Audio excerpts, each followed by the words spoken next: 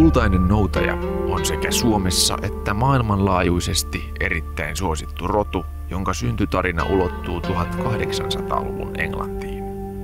Suomeen ensimmäinen kultainen tuotiin vuonna 1959, mutta jalostustyö lähti vauhdikkaammin käyntiin vasta 60-luvun puolivälissä. Kultaisten määrä lisääntyi Suomessa tasaiseen tahtiin, kunnes 80- ja 90-lukujen taitteessa rodun suosio kasvoi räjähdysmäisesti. Huippuvuonna 1991 kultaisia noutajia rekisteröitiin 2700 kappaletta. Sittemmin määrä on hieman rauhoittunut ja nykyään kultaisia rekisteröidään liki 1500 vuosittain. Rekisteröintimäärien perusteella kultainen noutaja on pysynyt 5 Suomen suosituimman koirarodun joukossa yli 20 vuotta. Eikä ihme, lapsiperheeseen soveltuvan maineen omaava koira on lempeä, älykäs, miellyttämisen haluinen ja sopeutumiskykyinen.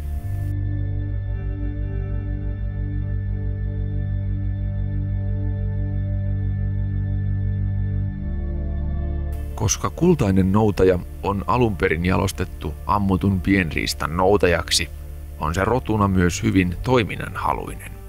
Pelkäksi seurakoiraksi kultainen ei siis sovellu, vaan vaatii arkeensa liikuntaa ja tekemistä.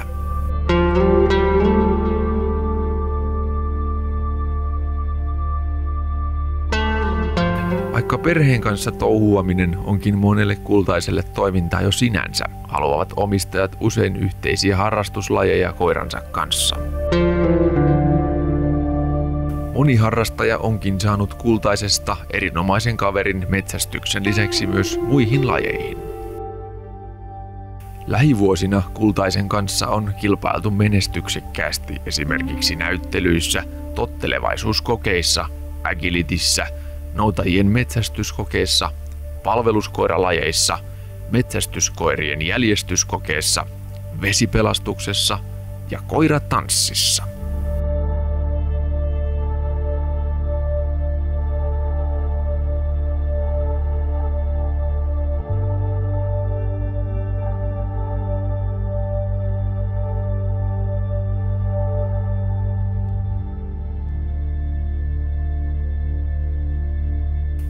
Harrasti kultaisensa kanssa jotain tai ei, niin yksi tekijä yhdistää kaikkia kultaisia perheitä. Oli kyseessä sinkkutalous tai suurperhe, niin kultainen on omassa kodissaan aina täydellä sydämellä rakastettu perheenjäsen.